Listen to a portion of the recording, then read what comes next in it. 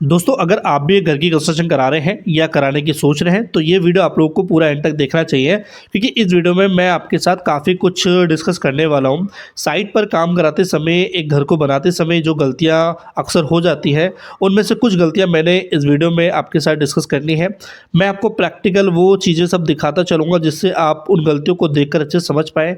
हो सकता है इस वीडियो को देखने वाले आप एक मकान मालिक हो सकते हैं या मिस्त्री हो सकते हैं, ठेकेदार हो सकते हैं।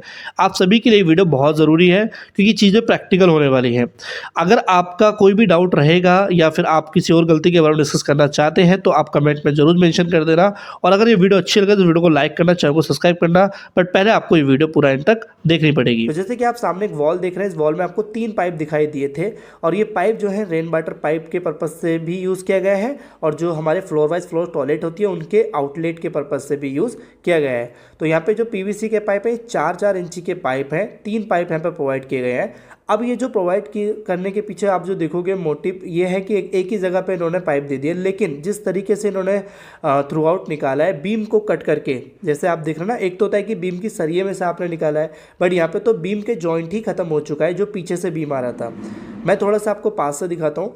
जो बीम आपने देख रहे हैं कि कंटिन्यूसली पीछे से बीम आ रहा था, उस बीम से जो हमारा आगे एक हमारा छज्जे में बीम गया है, कैंटिलीवर बीम के पर्पज़ से जो यूज़ हुआ है, वो उसमें एक कट बन गया है और उसमें ना तो सरिये का जॉइंट रहा है पीछे वाले बीम में, ना ही कंक्रीटिंग का रहा है। तो इससे क्या हुआ कि जो आगे जो बीम का पोर्शन आपका बचा है उसकी जो स्ट्रेंथ है वो ज़्यादा नहीं बनी है। और साथ ही साथ बीच में जो आप ये देख रहे हैं 2 कॉलम के बीच में जो कट कर दिया है, ये भी काफ़ी ज़्यादा प्रॉब्लम क्रिएट करेगा।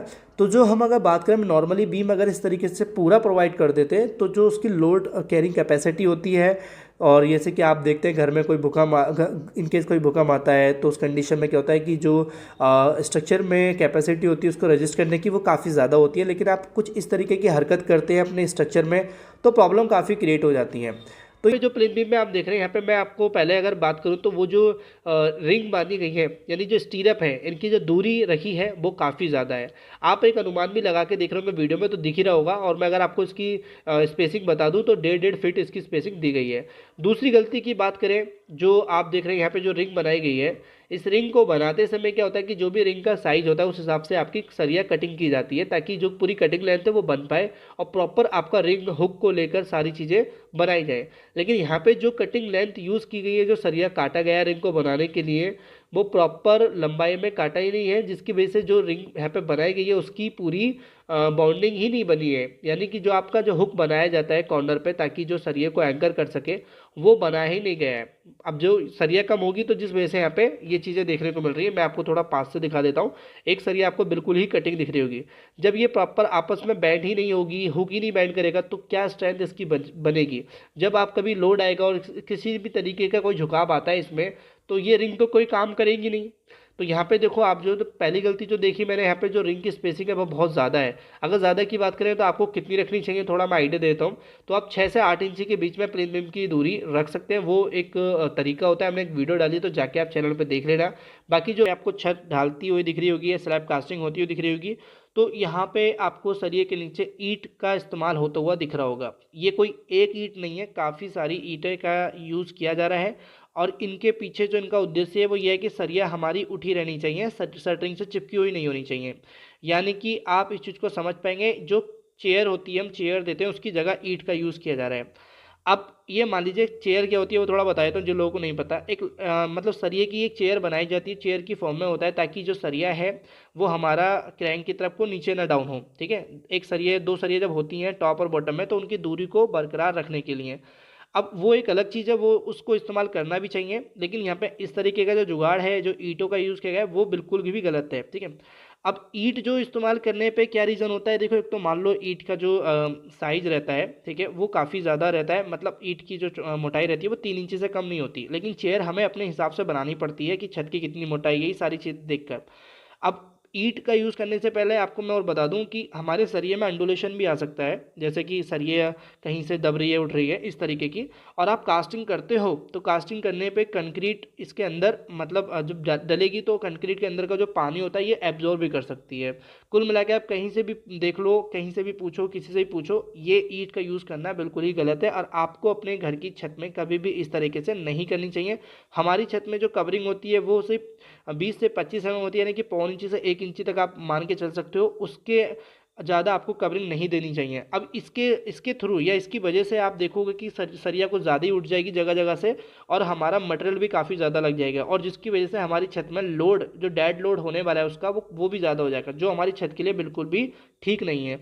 तो यहाँ पे बहुत से ज़्यादा लोग कंफ्यूज होते हैं, सभी जगह देखा है मैंने कि पहले कॉलम बनाए या पहले दीवार बनाए। देखो ये एक अलग ही टॉपिक है, इसके ऊपर मैं जल्दी एक वीडियो लेके आने वाला हूँ जो कि डिटेल में समझाऊंगा आपको, बट यहाँ पे बात हम उसकी नहीं करेंगे। बात हम यहाँ पे ये करेंगे कि जो कॉलम बनाया जा रहा है उस कॉलम में भी एक जुगाड़ ही किया गया है शटरिंग को लेकर। देखिए आप यहाँ देख पाओगे कि शटरिंग जो है इस तरीके से की गई है। यहाँ पे शटरिंग, प्लाई की शटरिंग एकदम सही तरीके से जो फर्मा होता है वो लगाया जा सकता था, बट यहाँ पे आप देखो नीचे से भी सपोर्ट आप देख रहे हो किस तरीके से लगाया गया है। मतलब कह सकते हैं कि मतलब मेरी नज़र में तो बिल्कुल गलत है ये।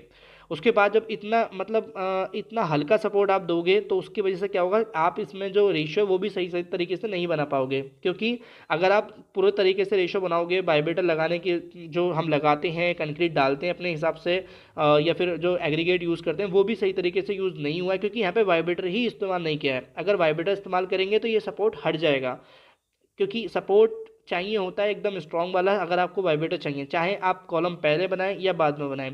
तो यहाँ पे पहली ये जो गलती मुझे इस साइड में दिख रही है वो यही है कि सपोर्ट का काफ़ी ज़्यादा ही गलत यूज़ किया गया है, और यहाँ पे जो रेशो यूज़ किया है वो भी गलत है, क्योंकि यहाँ पे आपको मैंने पीछे दिखाया कि काफ़ी ज़्यादा मतलब दाना दिख ही नहीं रहा है, रेता रेता काफ़ी ज़्यादा दिख रहा है। तो ये चीज़ आप ना करें, एकदम प्रॉपर शटरिंग का यूज़ करें। अगर बाद में भी कॉलम बनाते हैं तो भी आपको एक सही तरीके से शटरिंग करनी होती है। अब यहाँ पे आप देखो प्लेन बीम की शटरिंग, जो शटरिंग मटेरियल आता है उसको बचाने के लिए सिर्फ यूज़ की गई हैं ईंटें। अब ये ईंटें आप देख पा रहे हो, ये कितनी सारी ईंटें यूज़ की हैं, इसको लगाने में भी समय जाता है, और साथ ही साथ सबसे बड़ा नुकसान तो उसका ये है कि जो हमारी प्लेन बीम में कास्टिंग की जाएगी और जो कंक्रीट डाली जाएगी उसके अंदर जो मौजूदा पानी होता है, जो उसके लिए एक इनिशियल समय पे होना चाहिए, वो सारा पानी काफ़ी हद तक ईंटें अपने अंदर सोख लेंगी। जैसे कि आप यहाँ देखोगे काफ़ी सारी ईंटें हैं, और हमारा जो प्लेन बीम की फिनिशिंग होती है वो भी सही नहीं होगी। चलो फिनिशिंग को तो एक तरीके से हम बाद में ले लेते हैं, लेकिन जो कंक्रीट है वो ही स्ट्रांग नहीं बन पाएगी तो क्या फ़ायदा है। तो ये भी तरीका मेरी नज़र में बहुत गलत है, आपको कभी भी ये जुगाड़ नहीं अपनाना चाहिए। चाहे आपको मटेरियल थोड़ा खरीदना पड़ जाए ठेकेदार से कह के कि वो प्लाई की शटरिंग या स्टील प्लेट की ही शटरिंग यहाँ पे इस्तेमाल करे। ये तो 3 जुगाड़ थे। मैं आने वाले वीडियो में कुछ ऐसे जुगाड़ या ऐसे तरीके बताने वाला हूँ जो अपने घर में अगर आप अपनाते हैं तो आप अपने घर की मजबूती को काफ़ी अच्छे तरीके से बढ़ा सकते हैं। वो भी मैं प्रैक्टिकली ऑन साइड ही दिखाऊंगा। तो अगर ये वीडियो अच्छी लगी और इससे आपने कुछ भी सीखा है तो एक रिक्वेस्ट है, वीडियो को लाइक जरूर कर देना, चैनल को सब्सक्राइब कर देना। इसी तरह से हमें सपोर्ट करते रहिए ताकि हम आपके लिए इसी तरह की वीडियो लेके आते रहें, जिससे आप अपने घर को एक सही तरीके से मजबूती में बना सकें। तो thank you for watching video, मिलते हैं अपनी नेक्स्ट वीडियो पे।